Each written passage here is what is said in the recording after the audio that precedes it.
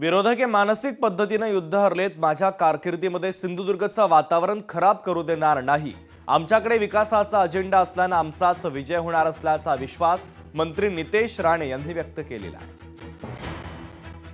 माझ्या कारकिर्दीत माझ्या सिंधुदुर्ग जिल्हा ज्या मी पालकमंत्री आहे अशा कोणालाही वातावरण खराब करायला देणार नाही। सगळ्या गोष्टीवर आमचा बारकाईने लक्ष आहे। पोलिसांचा मी संपर्कात आहे। कोणी अगर मस्ती केली तर कायदा निश्चित पद्धतीने काम करेल।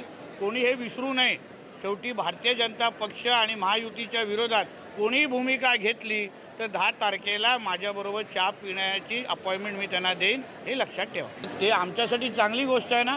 आम्ही पण दुर्बीण घेऊन शोधतोय कुठे दिसत आहेत का, कारण का शेवटी 10 वर्ष म्हणजे गेल्या 2014 ते 22पर्यंत हेच लोक सत्तेमध्ये होते।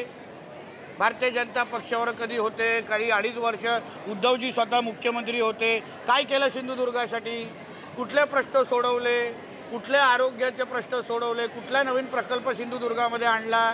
सिंधुदुर्गाच्या जिल्हा परिषदेसाठी काय नवीन किती निधी तुम्ही दिलात? हे सगळे प्रश्न शेवटी जनता विचारते ना, आणि म्हणून ते तोंड लपवत अक्षरशः सगळीकडे पळत आहेत। एकही राज्यस्तरीय नेता तरी सिंधुदुर्गामध्ये फिरकला पण नाही आहे। अपेक्षा ती आहे, कारण आमच्याकडे विकासाचा अजेंडा आहे, आमच्याकडे सक्षम उमेदवार आहेत। आम्ही उद्या निधी देऊ शकतो, विकास करू शकतो। सगळीची सगळी बाजू ही आमची सक्षम असल्यामुळे उरलेल्या 42च्या 42 मतदारसंघावर निश्चित पद्धतीने महायुती विजय होईल।